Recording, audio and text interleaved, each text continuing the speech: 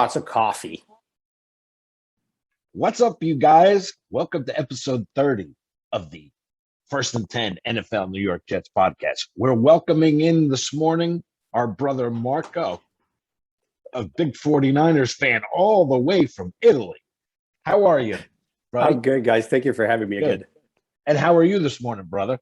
I'm good. I'm always excited to talk to a brother of ours, get his take on the season so far after 5 weeks. So let's jump right in. Give us your take on your 49ers. So, the three of us talked about this before the season started. Clearly, 2-3, that's disappointing to say the least. I know that we keep talking about the fact that we're all close games, blah, blah, blah, blah, blah, blah. Yeah, the truth is that, right? I mean, a loss is a loss and a win is a win. I think if there's one takeaway that I have, well, two from the first 5 weeks of the season specifically for us is seasons are defined by turning points. And I think one negative turning point for us this season was those 30 seconds on the clock with Green Bay when we thought we had won. And, Rodgers being Rodgers, he managed to actually get a W. And because I think had we been 3-0 at that point, I think we would have marched onto our own home court against Seahawks with a completely different mentality. Oh, yeah, sure. Sure. Right. So I think turning points in the course of a season are extremely important. We had it, I think, for us was in the Super Bowl run in 19 when in a similar fashion, but with opposite result, we beat the Saints in New Orleans. I think had we not won that game, I'm not really sure we would have gone all the way to the Super Bowl. Okay.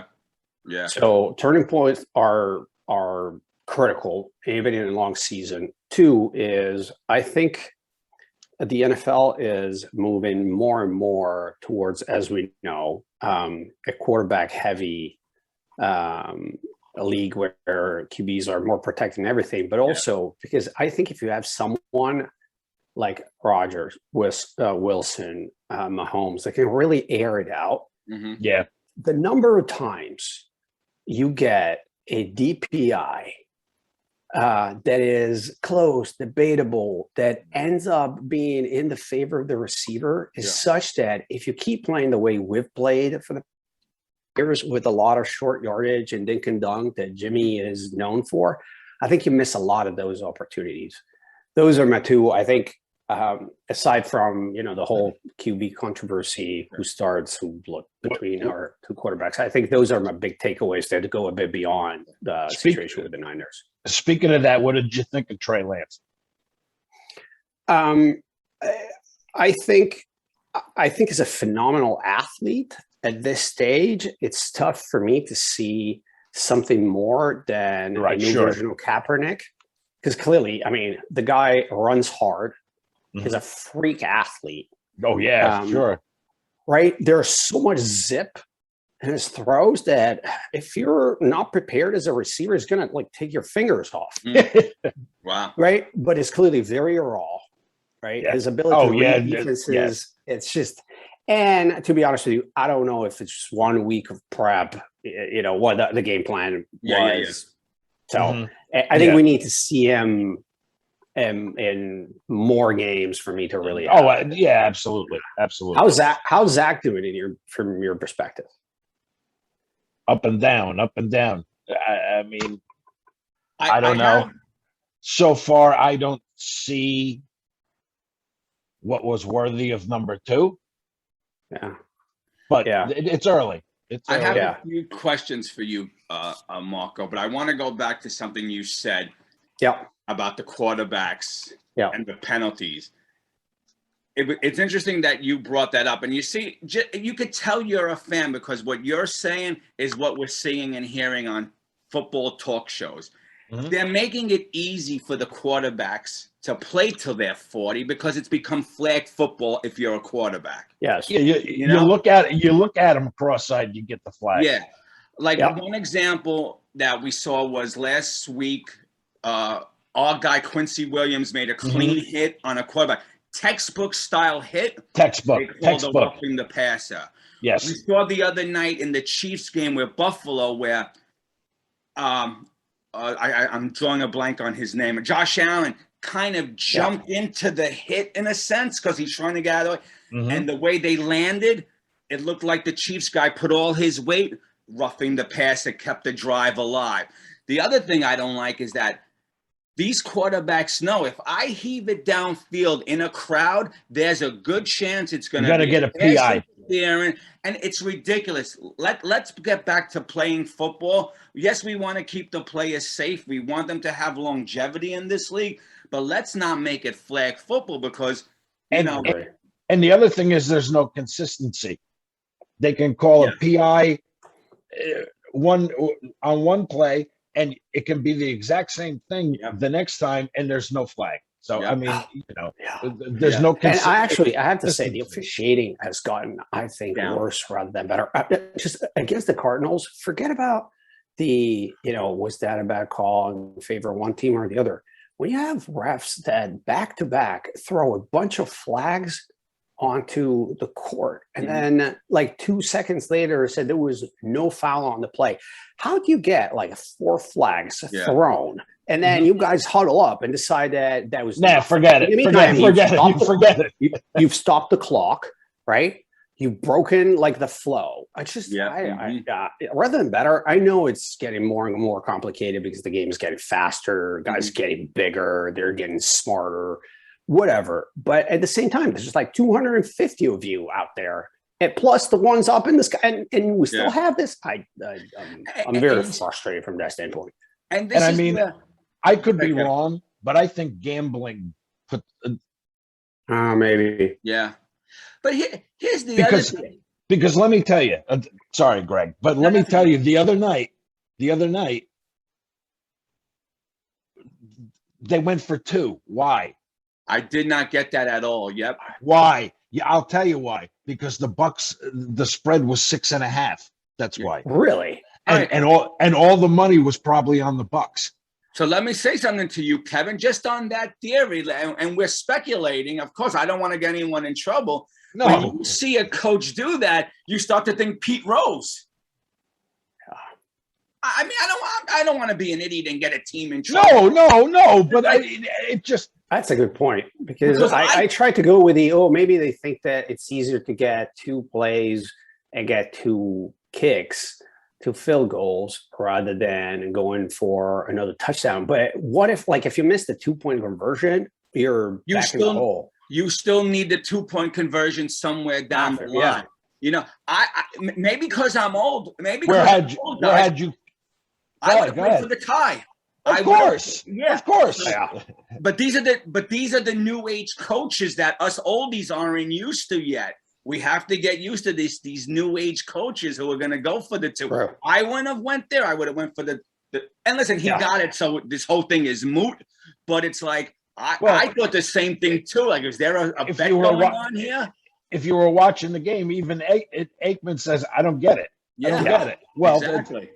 I get it. I get it. Yeah, that's a good point. I didn't realize that. Yeah, that's actually the most logical explanation, unfortunately. So unfortunately. Now you asked about Zach. I'm definitely seeing the rookie quarterback. You could see some of yeah. What I'm not getting, Marco, and maybe you could fill us in because they were your coaches. Explain to us as a 49er fan, and I know you probably don't watch a lot of Jet games, so this might be an unfair question for you or to make an assessment on. What was LaFleur's role with the 49ers and how he ran the offense? Because what I'm seeing here is someone who's way over his head. And who am I? I'm just a watcher, a viewer who shouldn't be an offensive coordinator. Because what I'm seeing is let's just go for the home run every time. Like no idea of the short passing game. Now, maybe the Jets don't have the weapons in his head, but I'm not seeing an offensive coordinator that I could hang my hat on after 5 weeks. That's unexpected from my standpoint because clearly before this year, Shanahan didn't have an OC because he was both head coach and OC. So you had a lot of quality control guys. Then you had a quarterback coach, wide receiver coach, passing game. And clearly, given how good Bobby Turner, our running back coach, is, LaFleur was a lot more, on aired out on the wide receivers and long plays. But at the same time, I mean, coming from the Shanahan sort of tree, what you're saying is almost the opposite of what we're seeing, and the frustration sometimes we have in San Francisco, because we actually think that Kyle sometimes plays too conservative. Okay. And we can't figure out if it's an issue because he doesn't trust Jimmy's arm, because our wide receivers are not creating enough separation. But we're definitely not. We are an explosive play teams when our running backs are healthy, because we get like crushing runs here and there out of the play action. But I mean, how many deep throws do you see watching the Niners? And what you're telling me actually seems very, very un-Shanahan-like. So I guess it's maybe because he spent in his formative years a lot more time with, on the quarterback and receiver side rather than on the running game or the offensive line. I don't know. That seems strange. Also, because to be honest with you, I'm doubly surprised considering that you have a rookie quarterback, right? And I mean, I saw a statement the other day from Zach, an evaluation of himself. He says, "I just got to go out and wing it." What? Yeah. No. Yeah. No, you don't. No, you don't. I really don't. No. You have to go out there and be smart. Is what you have to go out there. Not in this league, man. No. And the problem we're having with Zach is that he's accurate on anything above 30 yards. Anything within that 15 to 5 yard range, he throws. He, as Kevin likes to say, he throws mud balls. Everything is at the feet. Everything is not. Which I don't. For the life of me, I don't get it. Yeah, I don't get it. It's been. But you guys have been like compared to last year. I think it's a fair. You're a lot closer, like in games. There's a couple that just ran away, or do you feel that it's still? You froze, but I think what you were going to ask is how we feel. We talked about this in our post game last week after the Falcons game. Yeah. I don't know if this team in the locker room 2-3 hours before the game is being, and listen, they're men, they shouldn't need this, but I don't know if they're being coached up, physically pumped and ready. Everybody wants to be coached up. Everybody wants to be coached up. Marco, they're sleepwalking. We have the lowest first half points in the league. Yes. We have the lowest first downs, other than maybe the Eagles, who are tied with us, in the league for first half. We're the only team who has not scored a point in the first quarter. And I make the joke that maybe Salah's got to stop running the stairs 2 hours before the game and pump this young team up, like be in their ear the way Rex was. And I have to make a joke out of it, Marco, because what you have to understand is for 45 years, I've seen this story before. It doesn't matter who wears the jersey, who coaches the team. I feel like it's the same. We're in the same quicksand. We're all in that quick, and we're doing the same mistakes over and over. We're a decent second half team. We do not play in the first half, and we're always playing from behind where you can't get the running game involved. Right. And to add to what you're saying, like we were saying last week, I saw somebody else say it this week. Is it game planning?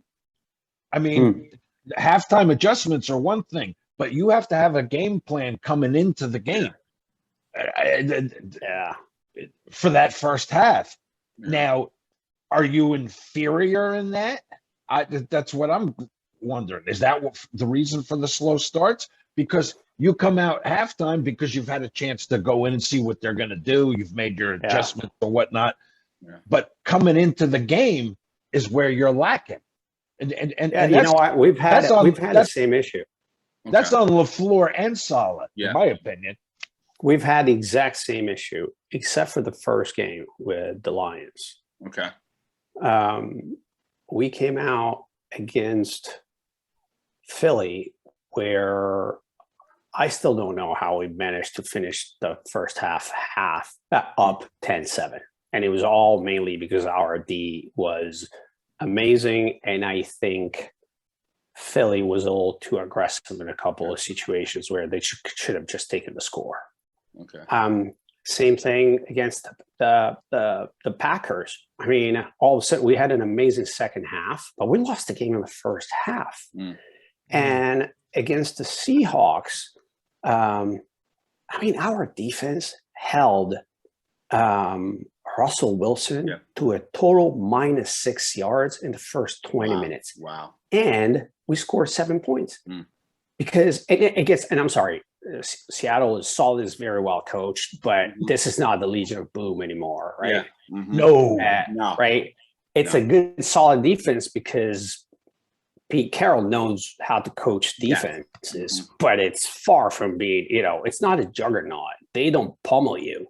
No. And yet it seemed like we couldn't get anything going. So people are starting to say, but is it the game planning? Is it because our running backs are all injured and therefore like Shannon cannot get the running game going? I have no idea, but that is not the Shanahan 49 brand of football that I was used to. Where sometimes we lose games simply because we get outscored. Yeah. But Jesus, we had a plan, especially coming out of the gate. Yeah. This year we haven't been able to get that going, and I have the feeling. You remember we talked about Sally. I think one of the challenges was going to be his offense, because I think is a great defensive coach. Yes. Yep. Being a head coach is a different story. No, agree. A solid, one of the things that, like, I read Bill Walsh's book a while ago, and one of the things he was saying is, when we used to step onto the field, I had the first 15, 20 plays in my mind.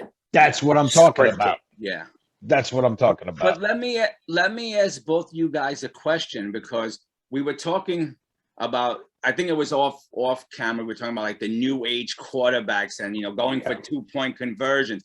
Are these new age coaches moving away from that? Because we grew up with those first 15 plays somewhat being scripted and getting your quarterback in a groove with the short pass, the dink, the dunk, the bomb, Are the new wave of coaches moving away from that, where they're saying we're not going to follow in our dad's way of coaching and we're going to do things our way? I don't know. There's something. I watched this Jet team, guys, and I know you do too, Kev. Something is missing, Marco. Something is missing. It's almost like, and this may sound silly, these are men. I know they don't think that way. They're going out there thinking, well, let's see what they could do, and then we'll make the adjustments. Right. It should be that we're going to enforce our will on this team as soon as that ref blows the whistle, and not wait for the second half to see how the game flows. Every week you should have a game plan going into the game where you're going to put a thumping on them in the first half. And I'm surprised because, we talked about Saleh in our previous episode together. And I thought that one of his shortcomings was that he was really good at game planning, but not that good at in-game adjustments. It seems like the other way around. It seems like now the script has flipped, which is this league is freaking tough. Yeah, really tough. Damn. You know what I wanted to ask you about, Marco? I saw a story somewhere that said Brady almost went to the 49ers. Oh yeah. So, I mean, there was a bit of talk in the summer of 19, but keep in mind, we had just, lost the Super Bowl in the last 12 minutes, right? Jimmy had finally played an entire year. Yes, there were still people that doubted how solid it was. Yeah, he ran through the playoffs. Shannon doesn't trust him, blah, blah, blah, blah. And clearly, it was clear that Brady was not going back to New England. And he's never hidden the fact that he grew up a 49er fan. Yeah, sure. Right. So I think definitely there were talks, but apparently at least in Santa Clara, that were dismissed pretty fast because we had Jimmy and, we thought we were going to run it back. I personally also remember that his last play as a Patriot was a pick six. Yes. And, that year he looked slow and he looked like he looked old. Yes. Right? He looked old. He looked like a quarterback at the end of his looked like he was getting ready to be done. Yep. Damn, was I wrong? Yeah, we all were. As usual, as usual, we always got him dead and buried. I mean, I just every year, like, this must be his blessing. I don't know how he does it. Yeah. No, he makes it look so easy. I watched him a couple of times against the Eagles, and the Eagles have a pretty dangerous front four. Yeah. Right? Mm-hmm. It just looks like he's taking like 4 side steps, and he's never been the fastest. He's definitely not the fastest quarterback around now. And you look at him like, oh, that's how you do it. Well, yeah, that looks easy. Man, the game, how slow must the game be for him? You know? Just well, guys, the perfect example was that when the Eagles made it 28-22 with whatever it was, 4 minutes left, how calm, cool, and collected he was, and that drive. A couple of first downs on third down. I know he was helped once by a penalty, I believe, but just so cool in the pocket. And I can't believe we're standing here waxing poetic about Tom Brady. Yeah. On the first touchdown with that beautiful lob, even Troy Aikman is saying, okay, that's the way you throw it. Either he saw the linebacker going after the tight end. In that case, really is the best quarterback ever, and probably ever will be. Otherwise, that's exactly how you throw a perfect lob like that, because it probably 8 out of 10 quarterbacks would have had that ball intercepted. Because from where he is, you can't see that guy running in that direction and jumping, because like the ball was that much higher than the guy's fingers, right? So it's either an interception or a batted ball.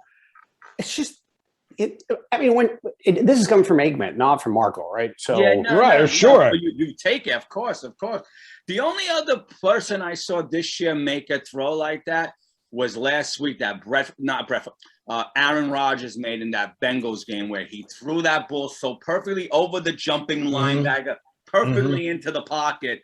That's why you like watching these guys play, because they're like a beautiful painting. Like, you see different things every time you watch them, and when you think they can't get any better, they shock you every time.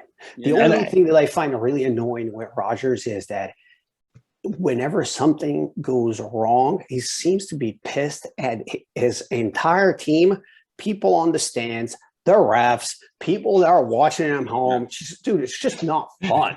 His dog walker. Right? The guy in his commercials. Jesus Christ, man, lighten up for a second. You play. You get paid to play. Yeah. And, I just thought of something, Marco. The last time we had you on, we were talking about Jets 49ers. And I mentioned the Garrison Hurst run back. Yes. Okay. Don't you know that the following Monday on Good Morning Football, what were they talking about? Oh yeah, the Garrison Hurst. It was run funny. back. You remember? And I think you guys had it on Twitter saying this is the one. I don't even need to search for it. Yeah. Go figure. We always kid somebody out there watches us. We don't know. Who's that one person? Yeah, but someone out there listens to us, Make it up. You know what, Margo? We're having fun doing this. For us, we just want to talk football. Like, we've always said it, Marco, and you could attest to this. Like, we tell you, anyone's welcome to come on. You don't have to be an X's and O's guy, or if you're a fan, then we know you're passionate and you're going to talk from your heart, and that's all. Yeah, that's why, Marco, fun. Yeah, just come on and talk football, man. Marco, that's why you always see me on our fan group base, on our social medias, telling people, just come on, do this for 10 minutes. Talk about your team. We love to have you.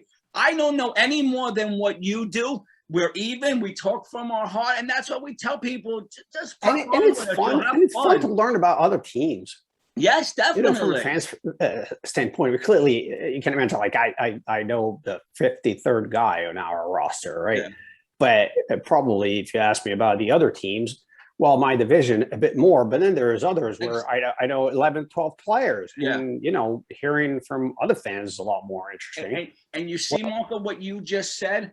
If you're bored one day, or if you're at the gym on the treadmill and you need to listen to something, try to go back and listen to some of our earlier podcasts. Yeah. Kevin and I were just getting started, and we said, we don't know the other teams. Come on with us. Talk to us. We want to know. We're not going to sit here and tell you we know all 32 teams. Mm-hmm. Come on. We'll give you the floor, exactly. And this is what we love to do. Have you guys come on. Girls as well, ladies as well. And I knew you were coming on today, Marco. So I went and pulled out a couple of things for you. The 1,000-yard club, Mr. Roger Craig. Oh, Jesus, yes. 1,000-yard club, Mr. Jerry Rice. The GOAT. And those are going back to 1987. So yeah. Back when we had a dynasty. Yeah. And sometimes we still think we have it, but we don't, because we haven't won a ring in decades. But I mean, I think about how fortunate you guys have been with QBs. Mm-hmm. I mean, think that Steve Young followed Montana. Yes, I know. But we thought. I think that tricked us into thinking that was going to continue. Yeah, forever. Yeah. After that, there was maybe Garcia, and then it's a sharp drop, right? Because even when we thought we had found like the second coming of Steve Young with Kaepernick, we all saw what happened. Yeah, and I know there's debates about the fact that he was he benched because of the protest. I actually, before all that happened, I remember how bad he was on the season. He got benched for Blaine Gabbert. Okay. I mean, I remember Tyrann Mathieu that was with the Cards back then before the game saying, we don't think it's going to be a problem. We challenged him to throw outside the numbers. He can't throw outside the numbers. I think in 5 minutes, he had 2 pick sixes. And this is before the whole – I just think that when Harbaugh left and went back to Michigan, I mean, the 2 coaches we had back to back were just so abysmal that's we know the feeling, believe me. Yeah. Right. Abysmal coaches. Yeah. So where do you see your season going? Well, you mentioned turning points. Yeah. And I really thought, Marco, if we would have beat Atlanta last week and with 2-3 going into our bye, coming back week 7 with a healthy Marcus Maye, who though he wants out, Jared Davis would have been back, another week off, weeks of practice. I thought if we could beat New England and get ourselves to 500, that would have been our turning point. Listen, I'm not talking playoffs for my team, but I was talking maybe maybe more than 6 wins, 5 wins, maybe 7 wins, maybe more competitive football. But watching what happened left with that Falcon game, I got to be honest, Marco, and you could say, then you're not really a fan because I've been called that many times. I don't know where this team wins on this schedule now. I don't know. The Eagles, everyone talked about, they're not going to win many games. I see the growth. Growth in them. Sure. They're not on our schedule, but the Detroit Lions, I see the growth. Other than even the Jaguars. I was just going to say even the Jaguars. But I was going to say that might be our only win because even Texans now with their rookie quarterback are starting to have a little that they're climbing the ladder. And I know we're short on time and I don't want to take too much of it. The second half of the Panther game was a bright spot. We moved up the ladder. Then New England and Denver knocked us down the ladder. And then Tennessee, we moved up. You can't keep taking 1 step forward, 2 steps back. 2 steps back, yeah. And that's what's happening. And I understand Saleh this week took it under his wing to say, I got to do better.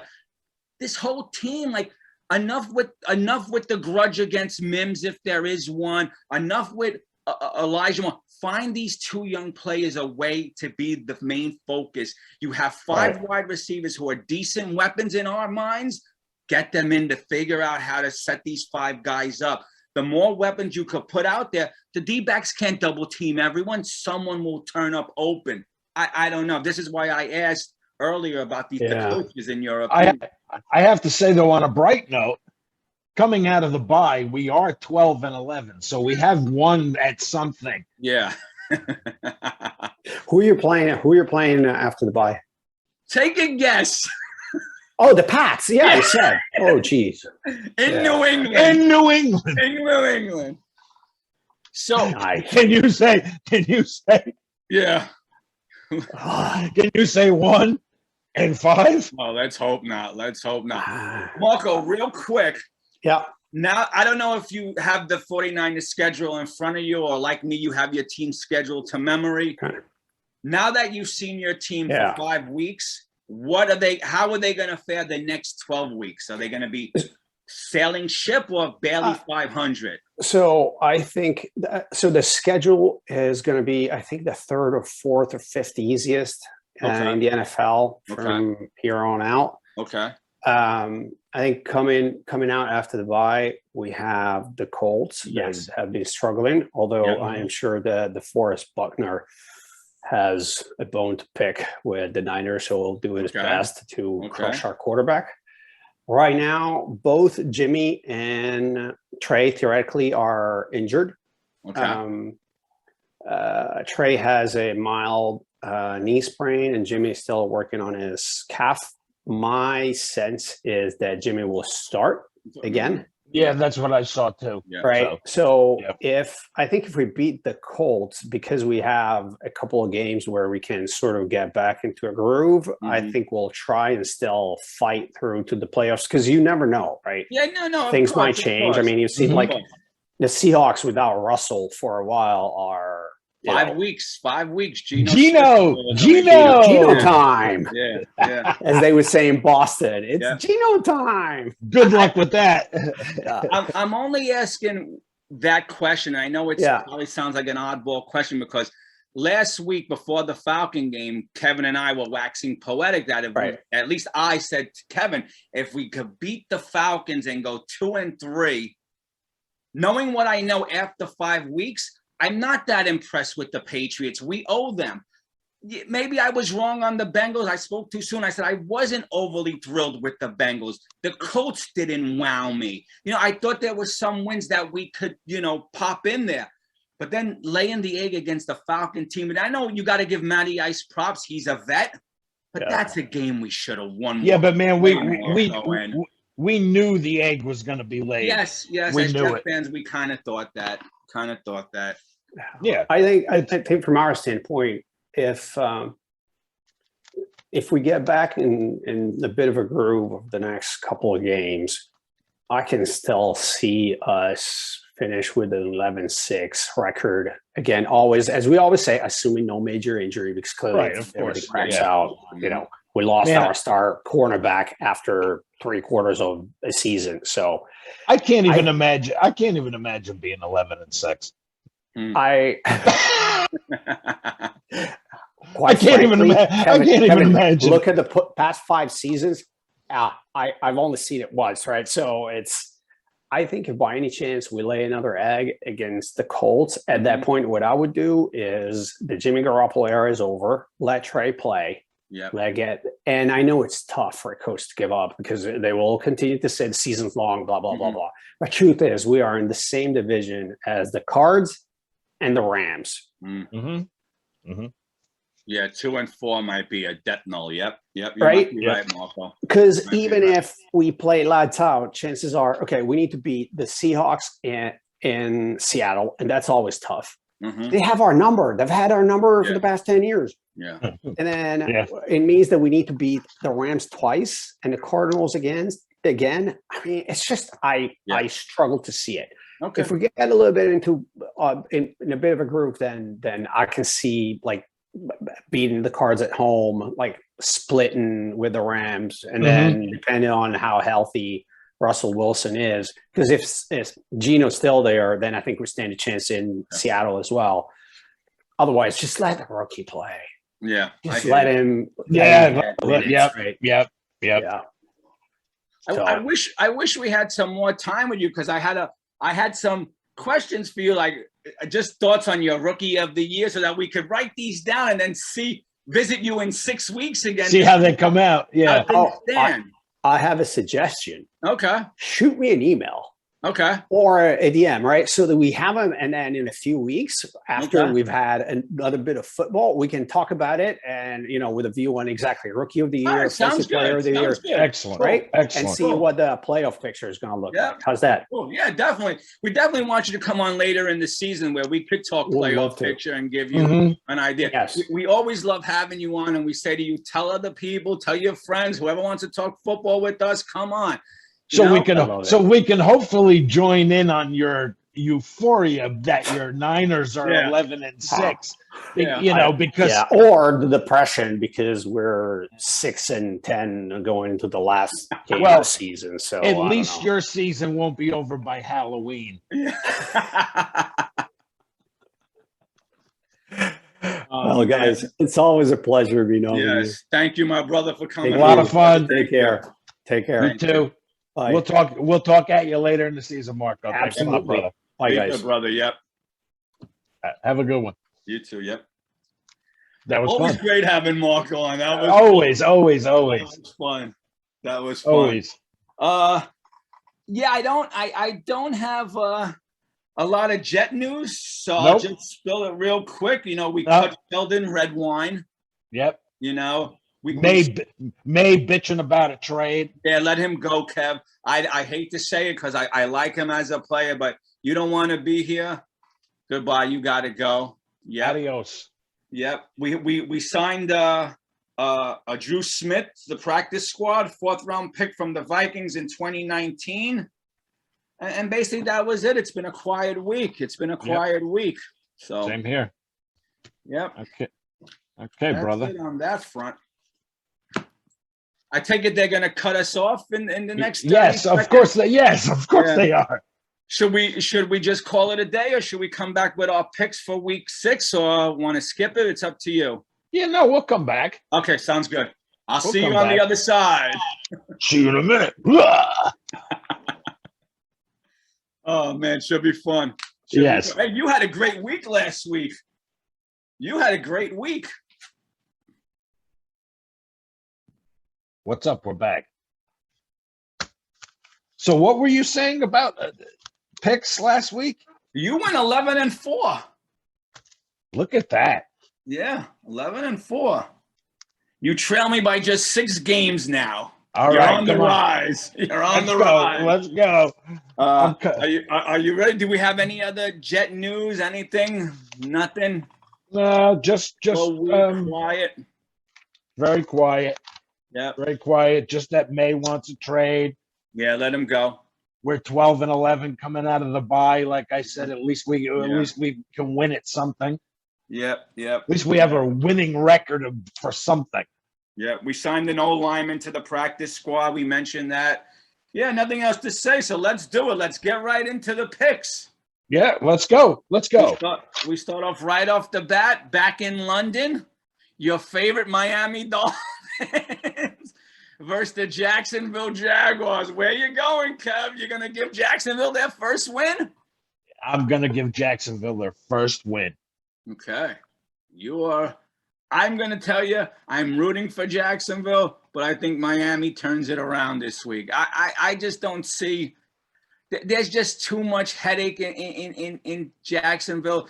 A lot of the talk this week is if they lose, does he get fired? Does Urban Meyer get fired, The owner doesn't seem to be too impressed, seems to be a little embarrassed about the situation that happened last week. It's got to stay out of those nightclubs there, yeah. Urban. Yeah, Urban hips don't lie, Meyer. All right, Green Bay at Chicago.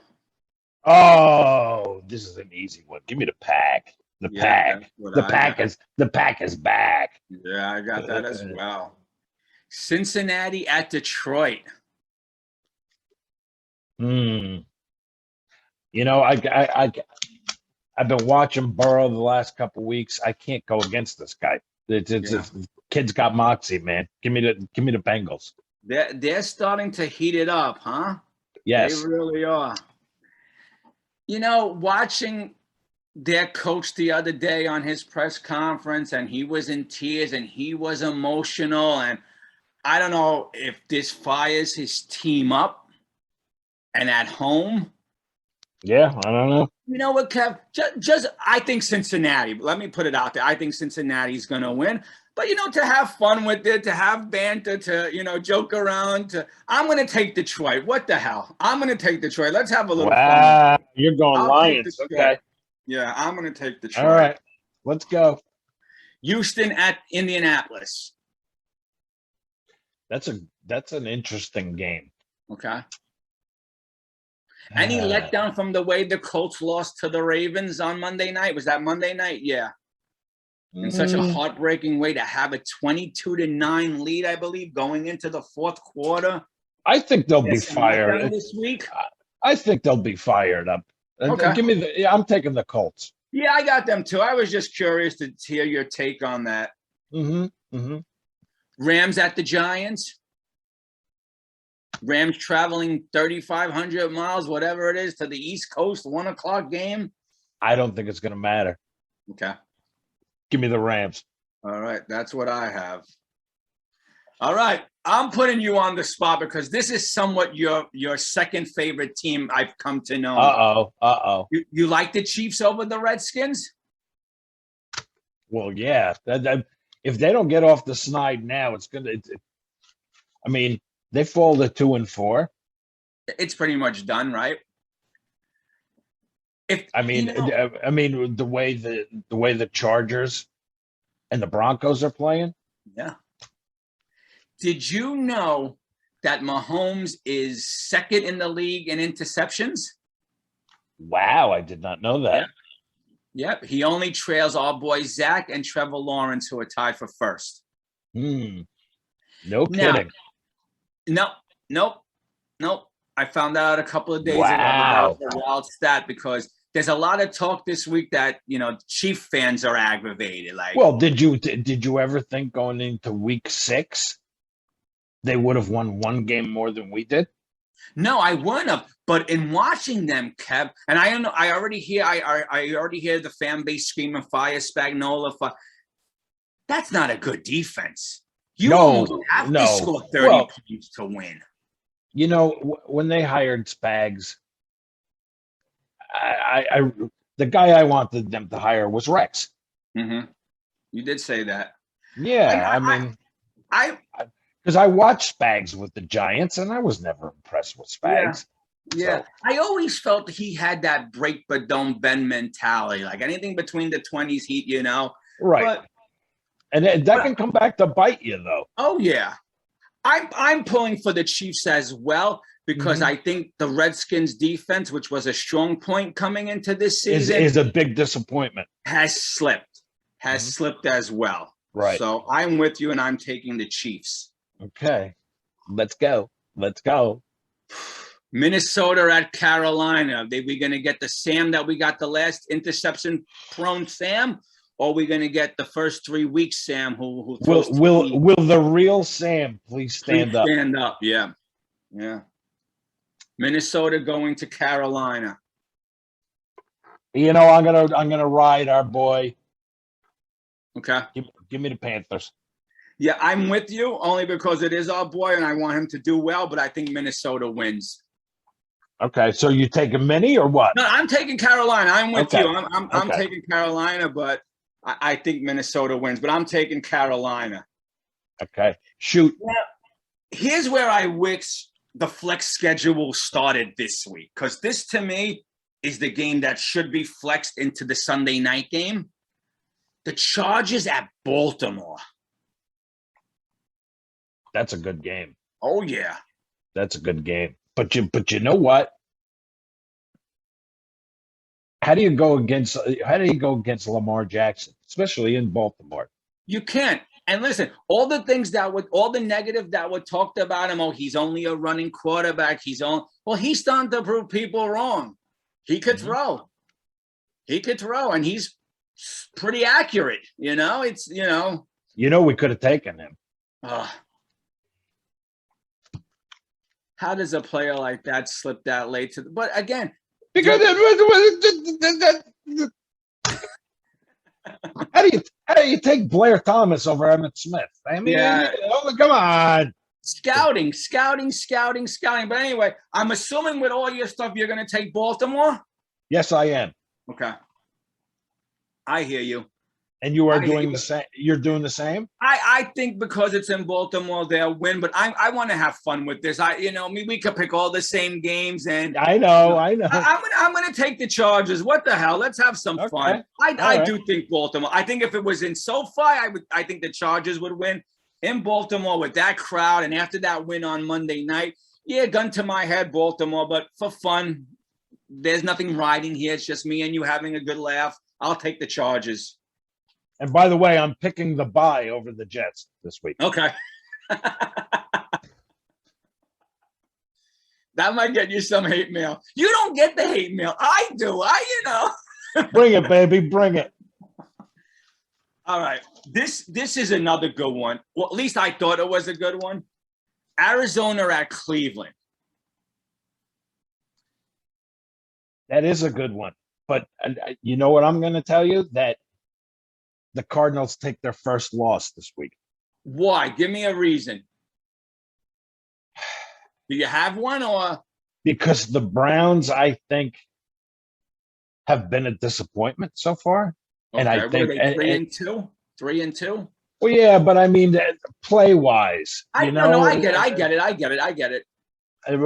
I just think the Browns at home and the Cardinals are due, I think. Okay. So. A lot of people feel the way you feel. Like, can this Cardinal team go 6-0? And I thought they could until I'm pretty sure I read the other night. And if I didn't read it right, I apologize for saying the Kingsbury and 3 players came down with COVID the other day. They're not even making the trip. This is Arizona to Cleveland. It's a 1:00 game. Yeah, it's a long haul. Yes.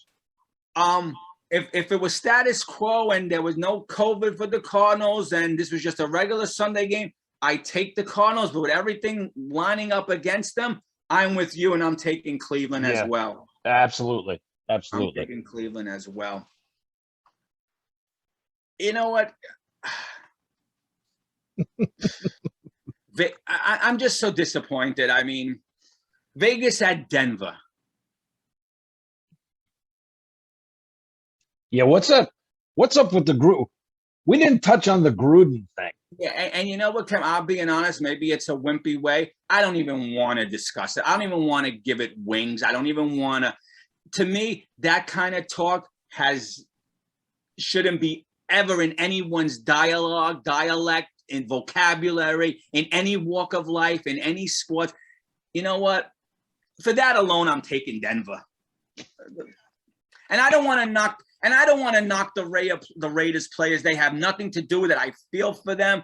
I feel for the Raiders players. I feel for the organization. It's rich in history, rich in football. It's such a great organization. Just win, baby. Just win, baby. Yeah. And this is why, Kevin, I'm going to say it here. I don't even want to give wings to the stories. Whatever. But I'm taking Denver. I was going to take Denver even if even if it was a normal weekend, we didn't have all this story. I think Denver bounces back at home. So I'm taking Denver either way. Yeah, so am I. Hey, man, Mile High's a tough. Raiders have had a tough week. Yeah. Right? Yeah. And Mile High's a tough place to play. Always been a tough out. Always been a tough out, you know? Yep. You know? Dallas at New England. Should I just put us for Dallas and we'll move on? Or do you want to have a take? Do you have something to say? Or I look at this as maybe being a trap game. Okay. For the Cowboys. Okay. This is up in New England, correct? Yes. Up in New England, 4:25 on a Sunday. Give me the Pats. Wow. Whoa. Wow. Okay. Give me the Pats. Give me the Pats. I did, and I never would have expected that from you. Whoa. Give me the Pats. That is wild. You taking the boys? Yeah, I'm taking Dallas Because I know we didn't get a chance to touch on it with Marco, and he asked us to email him. I have Dak Prescott as my comeback player of the year. He's number one. Oh, yeah. He's on fire. No, he's on fire. But give me the Pats. All right. You got it. This is the Sunday night game. That's actually my upset of the week is the Pats. Okay, that's your alert special? That's your upset alert special. Okay. Yep. This is the game this is why I was hoping the Chargers-Baltimore game could have been flexed. This game does nothing for me, although I'll watch it. Seattle at Pittsburgh. Yeah, does nothing for me either. I mean, how do you go against the Steelers at home? And I mean, come on, Geno Smith. Geno Smith, yeah. Give me the Steelers. Yeah, I'm with you. And the Monday night matchup, Buffalo at Tennessee. At Tennessee. Good game. Good game. Yeah. But I mean, how do you go against Allen and Diggs how do you stop that offense? Not very easily. Not very easily. No. So I'm with you. Give me Buffalo. Yeah, I'm with you. Yep. I'm with you 100%. How do you absolutely stop that offense? You know, you would. I'm sorry. Go ahead. That could be. What are we going to see? Buffalo, Green Bay. Yeah. You were saying in the offseason that you felt the Chiefs, and rightfully so until we saw what their defense, you thought they could be undefeated. I had them at like 15-2. This Buffalo team might not lose a game other than that opening day game against Buffalo, which they look like they sleptwalked through. I don't. Who's beating them on the schedule? I don't have their schedule in front of me, but as of now, offense is a powerhouse, man. Wow, they score at will. Yeah, I mean, that's what they're gonna do because I mean the defense is nothing to write home about. I mean, really. I mean, they get scored on, but they're outscoring everybody. So you know, and that's what it's all about. Yeah, no, exactly. At the end of the more 60 points minutes, than the other team. Yeah. Yep. Doesn't matter if it's 35-34. Just have that more points at the end of the 60 minutes. That's all anyone's gonna remember. A win is a win. Yeah, that's right. Doesn't matter how you got it. No, exactly. Well, another interesting show, my brother. Another good one. Great. Another good one. Doing these with you. Slow week for us, obviously. Yeah. But we needed it. We needed to take a deep breath, come back. Let's see what the next 12 weeks brings for us. I just want to be competitive, Kev. I just want to hold my head up and say, you know, I've said this a million times, telling stories and stuff. It's like Leon Hess always said, don't make horses' asses out of yourselves. Yeah, exactly. You know? I remember that Thanksgiving Day. Just don't make horses' asses out of yourselves. No, I hear you. And listen, it's too early yet, even though we've always discussed it's too early yet to judge our quarterback, to judge our coaches, to judge our coaching staff. But we had the bye. Everyone had a few days off to rest. Yep. Rethink things. Let's come out the next 12 weeks and put a product on the field that us Jet fans can be proud of and say, we're finally climbing the ladder. We're finally moving in the right direction. And it all starts next week against the Patriots, 1:00 in New England. Yep. And by the way, just an interesting tidbit on buys. It started in 1990. I was wondering to myself, when did the buys start? They started in 1990. Okay. So. All right. Excellent. Wow. So it's 30 years old already. Almost 32 years old. Yeah. Wow. Yeah. Wow, how time flies. I never would have guessed that. If you asked me to come up with that, I never would have said that. That's why I thought I thought about it. I said, how long have we had buys? And I went back and looked. Yeah, 1990 was the first one. It started. So let me get this straight. So you were saying out of the buy we're 12-11. That's 23 buys. So when it started in 1990, did not every team have a buy in the beginning? Says in 1990, the NFL reintroduced a bye week to the schedule, which it had not had since 1966. Wow. Okay. So there was another bye. Okay. but they did away with it in 66. I'm just wondering how, if 1990 will be 32 years old, 31 years old, how we're only 23. So we'll have to do research on that. That's curious, but whatever. It is what it is. It is what it is. But wow, I never would have guessed 1990 anyway. 1990, that's what I saw. Wow, crazy. Excellent. All right, brother. brother. Episode 30 in the books, another good one. Yep. Big shout out and thanks to Marco for coming on today. Yes, always. Yep. Thank you, Marco. Giving us his 49ers take. Yep. Oh, and before we go, I pulled this out for you. I know what a big Bobby A. Bear is. That my man, Bobby A. Bear? Look at him with the Greg Brady perm there. Man. I'm looking at that card, and you said Greg Brady, and all I'm thinking in my head is when it's time to change. On that note, we'll get the hell out of here. Yeah, exactly. All right, you guys. Have a great rest of your day. Have a great weekend. Enjoy your games. Hope your team wins. And we'll talk to you next week. Yeah. You have a great rest of your day, brother. You too, my brother. All right. We'll see you later. Jet up. Yeah. Talk to you later. All right.